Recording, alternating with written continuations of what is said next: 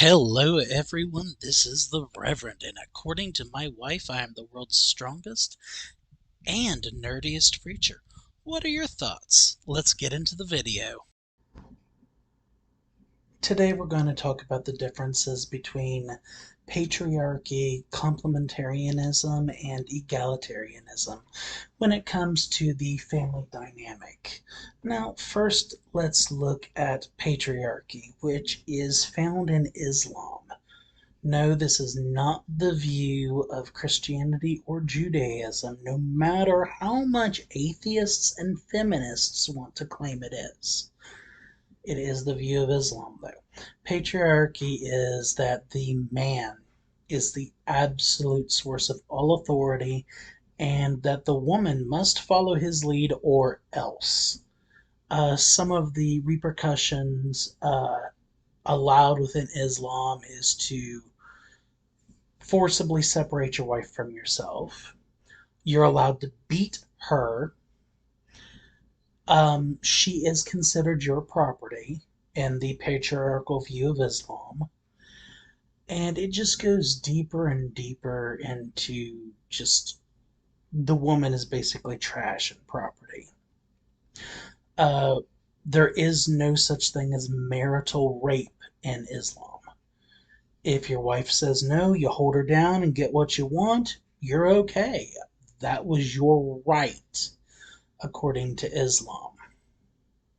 Now, let's look at egalitarianism. Egalitarianism is still not the view of true Christianity or Judaism. Egalitarianism is the idea that there is no real differences between the genders and that they should both lead and follow equally, and that whoever they believe is the most fit to lead should. Now, this is not the view of Christianity or Judaism. It is the view of many atheists and some sects of supposed Christianity, but these are not real Christians.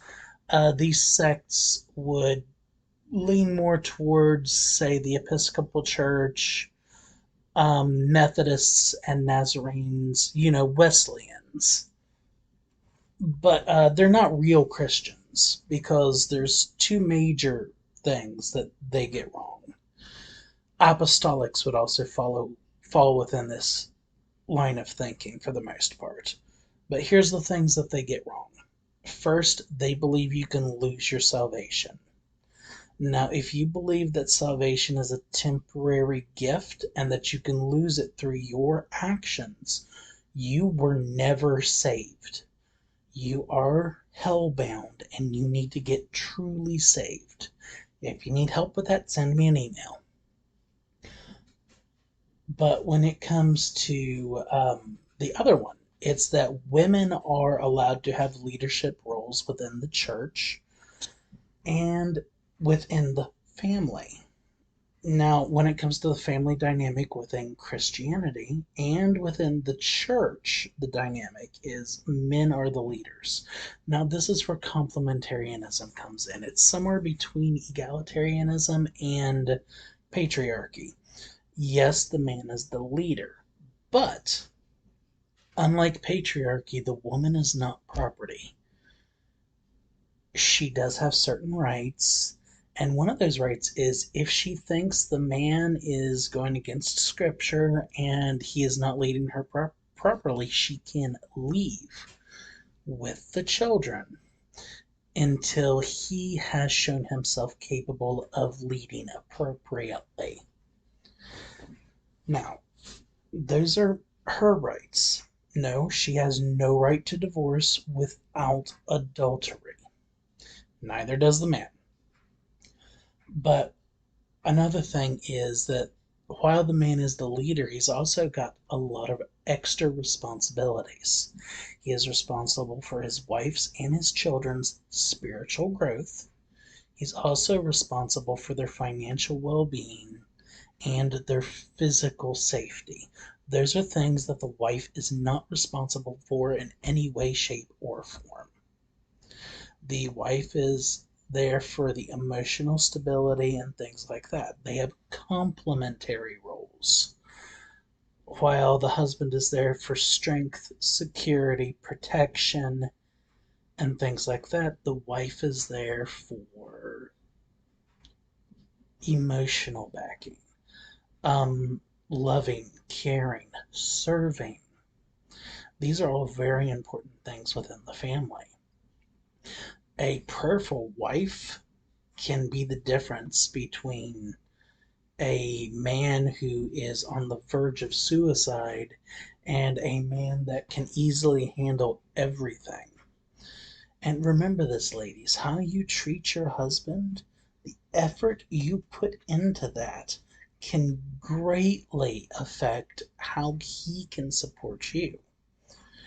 If you're only having sex with your husband once a week or once a month, and he's grouchy, he's stressed, or you're cooking nothing but microwave meals all the time, or going and getting takeout all the time, and he's grouchy and he's stressed, that's your fault. Okay? You're not fulfilling your duties.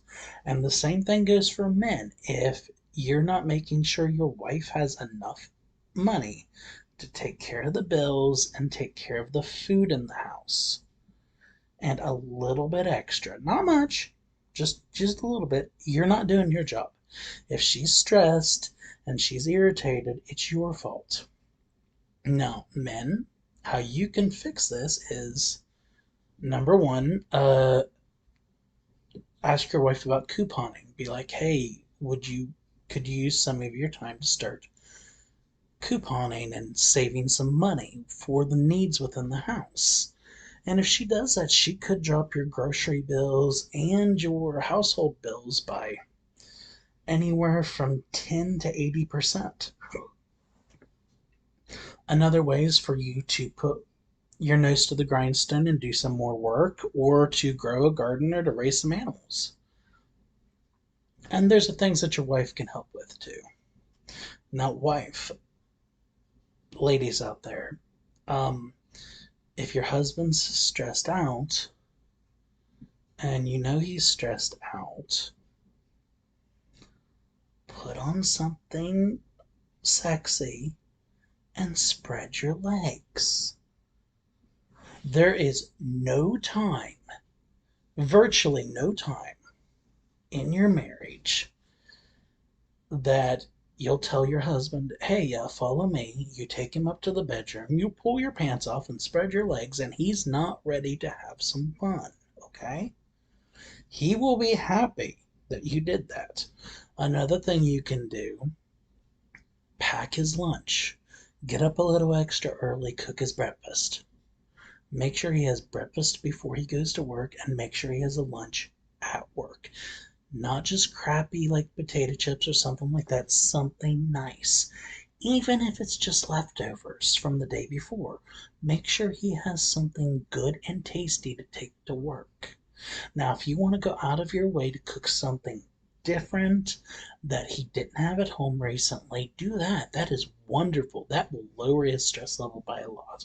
And always make sure to have a warm meal on the table when he's getting ready to come home from work. Now, sometimes he might be late. If he's late, don't get angry. Just look at him and say, well, sweetie, would you like me to reheat your meal in the oven or in the microwave? And, don't even necessarily put it on the table. What you can do is you can leave it in the containers with some aluminum foil over the top for the hot stuff. And you can keep the cold stuff in the refrigerator. Another good thing is if your husband enjoys a beer, mixed drinks, or wine, make sure he has one of those with dinner. And it is wonderful to come home and have like a glass of wine or an old fashioned. Learn how to make a couple of his favorite cocktails. You would be surprised how much of a difference those three little things can make. sleeping with your husband on a regular basis, 2 or 3 times a week, bare minimum,